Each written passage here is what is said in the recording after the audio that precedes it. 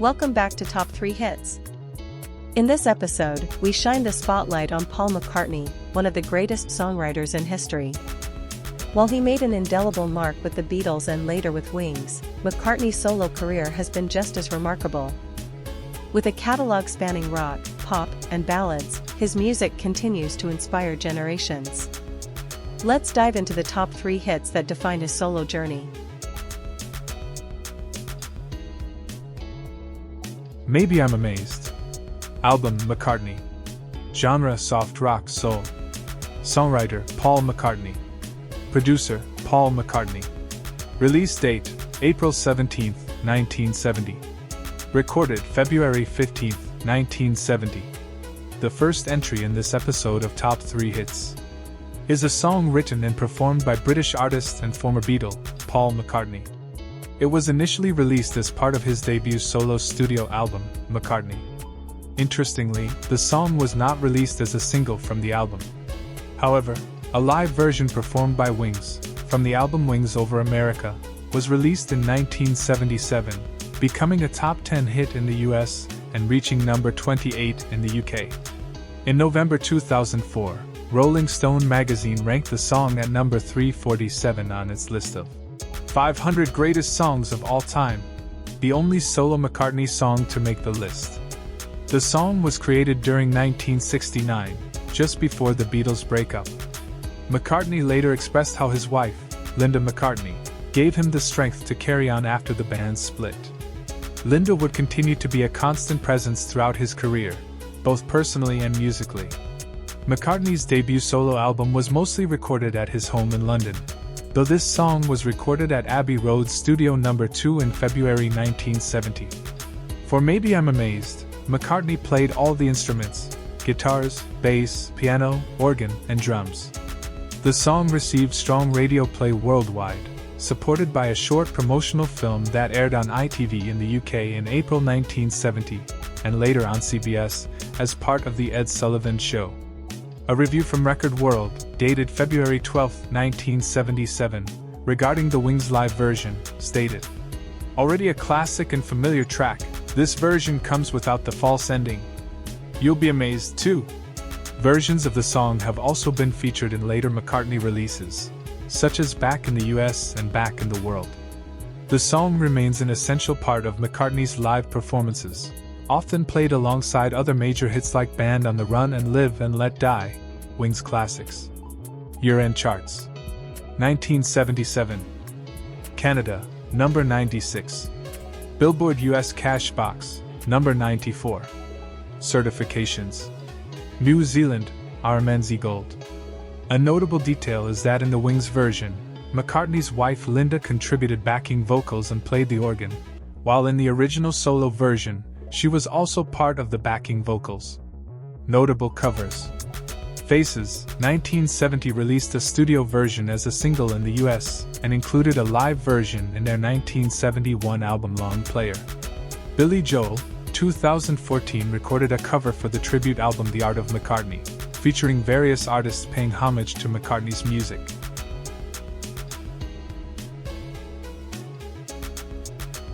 Coming up.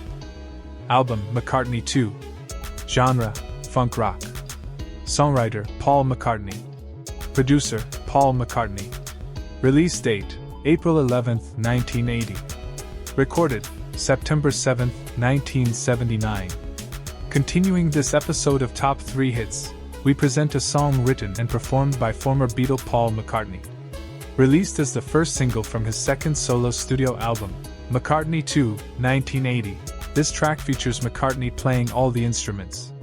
In the United Kingdom, the song became a hit, reaching number 2 on the UK singles chart.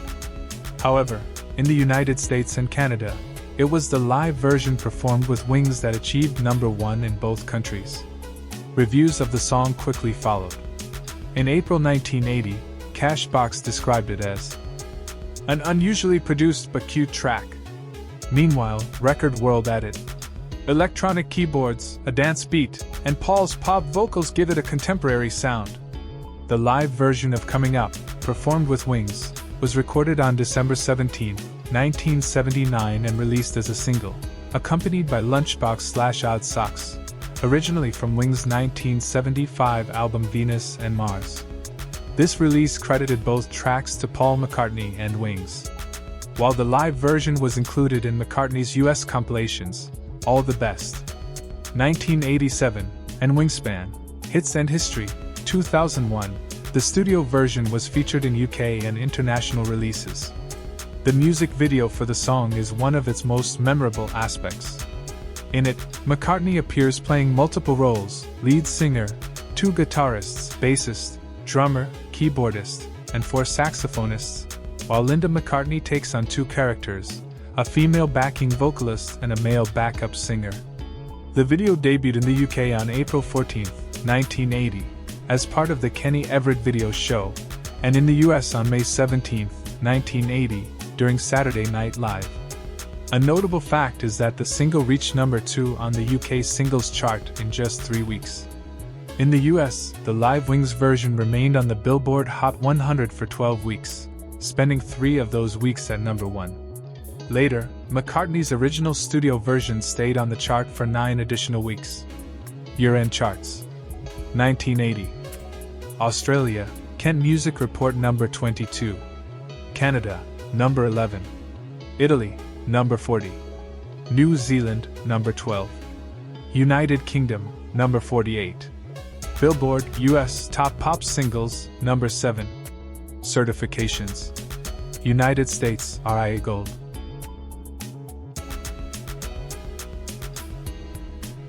Say Say Say.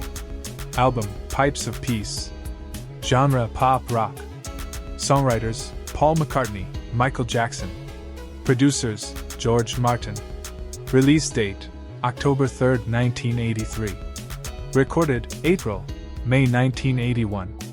To close this episode of Top 3 Hits, we present Say Say Say, a song written and performed by Paul McCartney and Michael Jackson. Released at a time when both artists were at the peak of their solo careers, this track became the lead single from McCartney's 1983 album, Pipes of Peace. Produced by Sir George Martin, often referred to as the Fifth Beatle, the song was actually recorded in 1982 during the sessions for McCartney's Tug of War, nearly a year before the duo's first collaboration. The Girl Is Mine was released on Jackson's Thriller, 1982. The single became Jackson's 7th top 10 hit within a year and reached number 1 in the US, marking his 6th chart topper in America. It also hit number 1 in Canada, Norway, Sweden, and several other countries. In the UK, it peaked at number 2, while also making the top 10 in Australia, Austria, New Zealand, the Netherlands, Switzerland, and over 24 other regions worldwide. In 2013, Billboard magazine ranked the song number 41 on its list of the biggest hits of all time on the Billboard Hot 100. Meanwhile, Rolling Stone magazine named it the 9th best collaboration of all time in a reader poll. The song was certified gold by the RIA in December 1983, surpassing 1 million copies sold. The music video was directed by Bob Jaldi, who also worked on Jackson's Beat It earlier that same year. Recording and McCartney-Jackson partnership. The song was recorded in London in 1981, while McCartney was working on Tug of War, his second solo album after Wings disbanded. During this time, Jackson stayed at the McCartneys' home, developing a close friendship with Paul and his wife, Linda.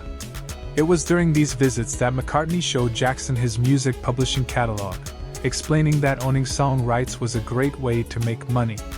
McCartney reportedly told him, "Every time someone records one of these songs, I get paid. Every time someone plays these songs on the radio or in live performances, I get paid."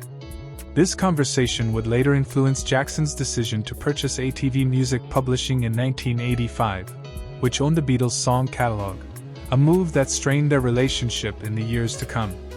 Release and chart performance. After most of Thriller's singles had been released, Say Say Say debuted in early October 1983 via Parlophone in the UK and Columbia Records in the US. The song spent 6 weeks at number 1 on the Billboard Hot 100, making it Jackson's 7th top 10 hit that year and breaking a record previously held by the Beatles and Elvis Presley. As of 2023, this remains McCartney's last number 1 on the Billboard Hot 100, either as a solo artist or as part of a group. The song also reached number 2 on the R&B chart, just behind DeBarge's Time Will Reveal, and number 3 on the adult contemporary chart. It was later recognized as Jackson's best-performing Hot 100 single due to its extended 6-week reign at the top.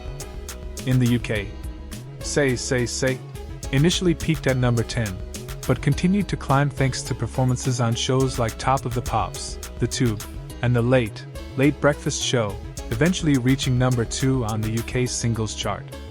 2015 remix and re-release.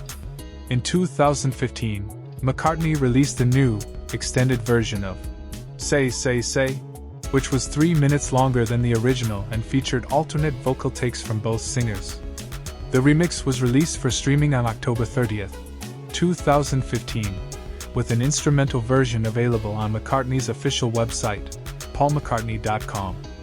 A radio edit was later included in the 2016 compilation Pure McCartney. To promote the remix, McCartney also debuted a brand new music video on Facebook on October 6, 2015. Music video and personnel.